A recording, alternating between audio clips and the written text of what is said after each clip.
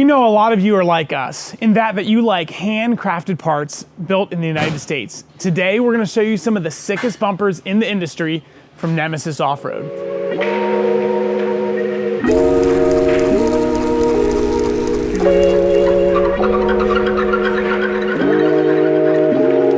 This 2015 Jeep Wrangler behind me may look a little bit familiar, and that's because we featured it in one of our other videos where we installed a TerraFlex front axle as well as ARB lockers and did some re-gearing.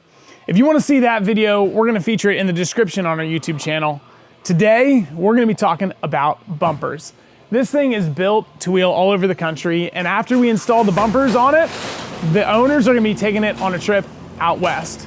Before me here are some of the best bumpers in the industry, and they are made by Nemesis Off-Road out of Colorado. One thing I really like about these bumpers is the attention to detail. When you look inside, outside, powder coat, everything, they're incredible. Not a detail is missed. The other part that I really like about these bumpers is that they are all aluminum. Super lightweight, really durable. I mean, there's no way that you could just pick these things up with one hand if they were steel. Really nice. This is their rear bumper. I like it because it's body width. And one little detail that Nemesis did for us, because these things are handcrafted, is they installed the cutouts for these Baja Designs lights.